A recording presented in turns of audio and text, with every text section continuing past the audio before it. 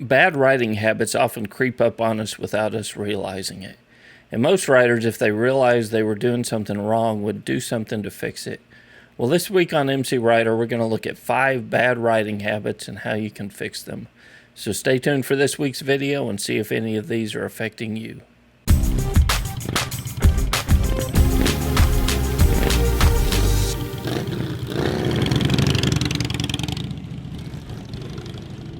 If you're new here, welcome. My name's Kevin. I'm a motorcycle instructor in North Texas, and I release weekly training videos on this YouTube channel, MCrider. If you're new, hit that subscribe button and that bell icon next to the subscribe button, and you'll get a notification every time a new video is released. MCrider is supported by our friends on Patreon. Currently, MCrider is one of the fastest sites growing on Patreon. When you access and become a patron of MCrider, you get access to the MCrider field guide, to the Patreon community, and a chance to guide future training videos and the topics of future training videos here at MCrider. So this week we're going to look at 5 bad riding habits and what the fix for those bad habits are. Habit number 1 is not looking far enough down the road. Did you realize at highway speeds that you're traveling over 100 feet per second? That means if you're only looking 100 feet in front of you, you've only got about 1 second to deal with anything that pops up in the road. Many riders ride in what I call riding in a bubble, where they're just looking at their immediate surroundings and not looking far enough down the road to make adjustments to things on the highway and not have to react to it at the last second. The fix for this one is simple. Keep your head and eyes up at all times when you're riding on a motorcycle. The MSF recommends 12 seconds is about where your gaze should be at. So 12 seconds on the road ahead of you should be things that you're aware of that's coming up in the roadway so that you can make adjustments to those things rather than react to them at the last second. Habit number 2 is something that I need to remind myself of all the time, and that's improper foot placement on the foot pegs. A lot of riders will ride with the middle of their foot or the heel of their foot on the foot pegs. You may be asking why that's a problem. Well, have you ever leaned a motorcycle over and caught your toe on the ground? Most of the time it just gets your heart rate up when you feel your toe hit the ground, but one time the pavement actually grabbed my foot. It threw it off the foot peg and into a freshly painted pannier that I had on my Honda Valkyrie that I used to have.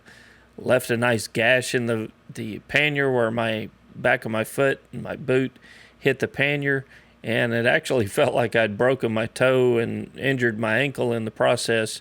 Had no injuries, but it was a nice reminder for me. The fix for this is to ride with the balls of your feet, or that portion of your foot just behind your toes on the foot pegs. That's going to keep your feet in a nice position to keep them off the ground when you lean that motorcycle over in a corner. Habit number 3 is believing that you're a better motorcycle rider than you actually are. Now, it's time for me to get real honest here. I teach basic and intermediate classes here in DFW, and I have a lot of riders come in and they talk about their experience or their years of riding a motorcycle, but these same exact riders, when you get them out on the course, they struggle with just basic core techniques on a motorcycle. Not to mention what happens to these same riders when you give them a little more advanced technique. Just because you can get a motorcycle up to 70 miles per hour and ride it in a straight line does not mean you have complete control over the motorcycle. A riding clinic or a riding class will put you in situations that you may only face 1 or 2 times a year on a motorcycle, but it is those core skills and it's those techniques that you develop that may very well save you from your next accident. The fix for this is to never stop learning. Enroll in a local class, whether it's a basic class or an advanced class, to work on your skills. Become a patron here at MCrider, mcrider.com/support, and download or access the field guide so that you can have training exercises and practice exercises that you can work on your own time out on any empty parking lot. And this is not some advice that I just give to you guys, but it's something that I practice as well. I just got back from Oklahoma City, where I spent a Sunday afternoon riding with other riders in an advanced class in Oklahoma City. So it's something that I take to heart, and it's something that I continue to try to grow my skills and put myself in situations where I can continue to learn in a controlled environment. So enroll in a class or get access to the field guide and practice some of these training techniques on your own.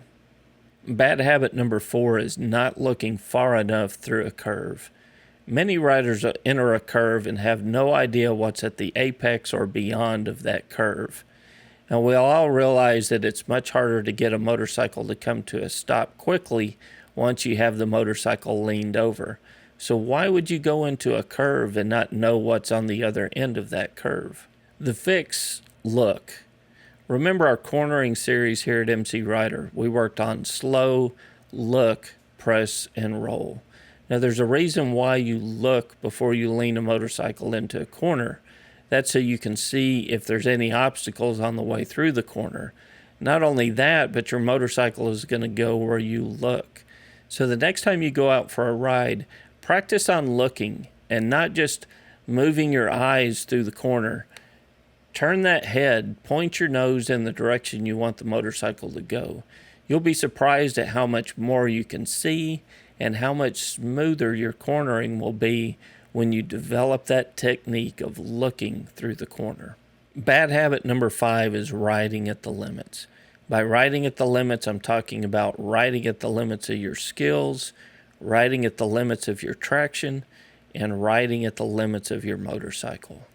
On the streets, there is no gold plastic trophy at the end of the ride. You should always ride in a manner that leaves traction in reserve, because it only takes one yellow Porsche rounding a corner to change your whole life. It only takes one child running into the street, one spot of sand, or one corner that is sharper than you realized to change your whole life. The fix is to ride within your limits. Always ride with more skill than you actually need. Always ride with more traction than you actually need. Sometimes on a motorcycle, you don't get a second chance to make the same mistake. So always ride with skill and traction in reserve. This week on our Patreon site, we've had patrons voting on what they would like to see in next week's training video. And our $5 and up patrons have voted, and it looks like fear and riding a motorcycle, or how fear affects riding a motorcycle, is the topic that you guys would like me to discuss. So I've been already researching that some this week, and it's a really interesting topic and something that I'm looking forward to. And it's not something that just affects brand new riders. I mean, I've been into a corner and realized that corner is a little bit sharper, and that fear jumps up and grabs you and causes you at times to do things that aren't necessarily in your best interest on a motorcycle. So next week we're going to look at fear, how you can overcome your fear and control your fear and make you a better rider out on the street. So until next week, guys, this is Kevin with MCrider, and we'll see you on the road.